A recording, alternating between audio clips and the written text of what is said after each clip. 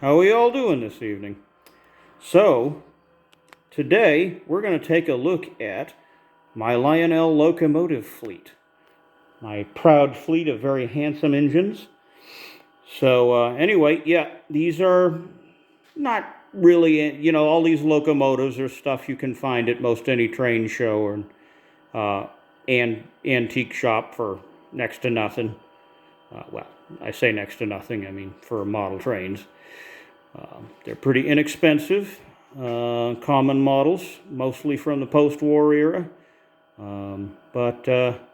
Yeah. So we're going to start with this one, number 1666. This is a Prairie type locomotive, and this was manufactured between about 1946 to 47. The locomotive design, I believe, goes back to 1938. But it didn't have the plastic tender, it had the old metal style tender. And I believe they renumbered this model to 2026, about 1948, and I don't know exactly how long they manufactured it after that. But this is the locomotive. If you saw my last video, this is the one that survived the fire. And the locomotive was all covered in soot and grime. The tender wasn't, that was in its original box. But the locomotive had all kinds of grime on it, and it took quite a bit of cleaning, but I managed to get it running again. And it wasn't directly in the fire, but it was obviously in a house that had caught fire and had some smoke damage. But yeah, it runs really good.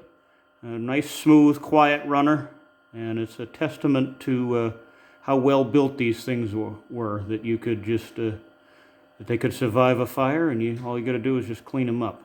And there's a few little spots where there's still grime in there, little corners and stuff. But I'm just not going to bother with it because it'd take forever to get that out of there. And if anything, I think it makes the locomotive look a little bit more realistic. Because let's face it, locomotives in real life were pretty filthy. So, moving to the next locomotive, number 623.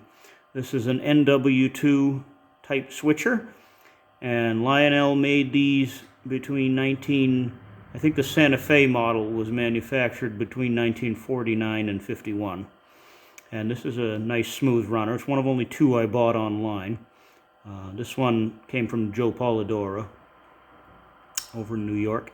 And yeah, it's my only active diesel at the moment. I've got a couple others that are out of commission at the moment, but yeah, it's a nice smooth runner, and pulls a good sized train.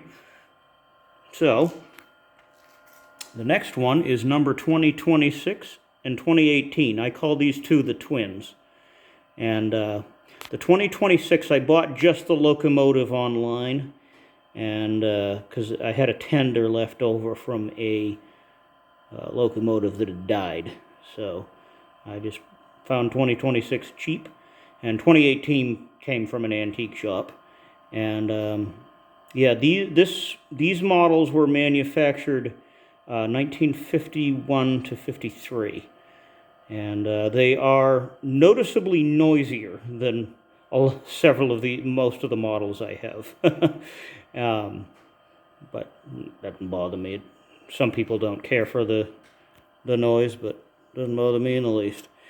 So, yeah, anyway, 2026 runs a little bit smoother than 2018, and I don't know why that is.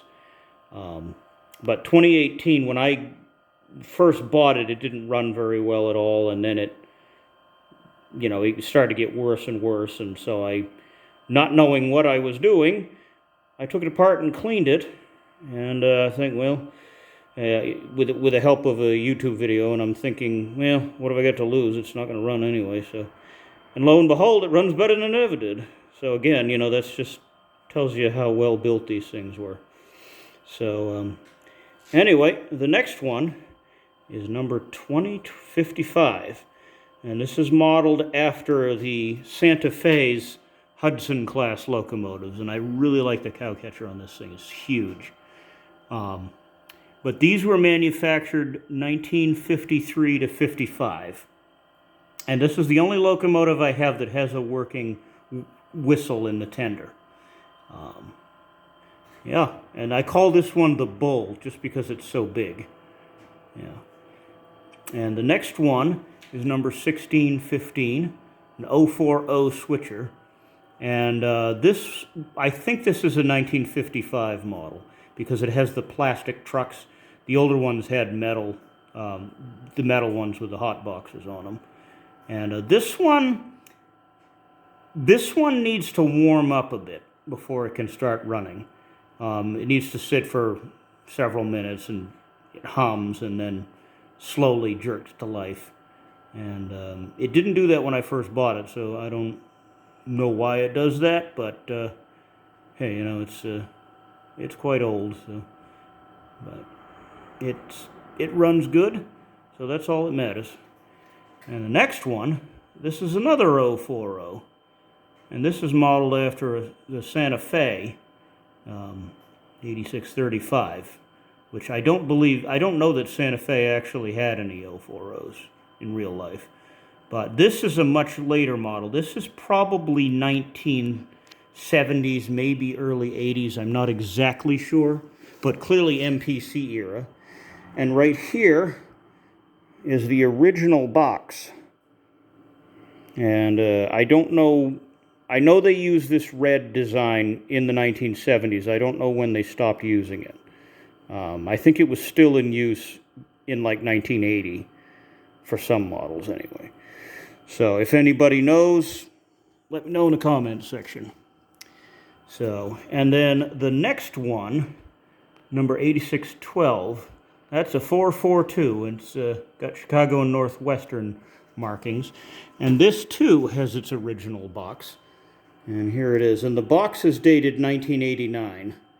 So I'm guessing it's probably around that time period, maybe even a little later. And why don't I come around this side so you can get a better look at it.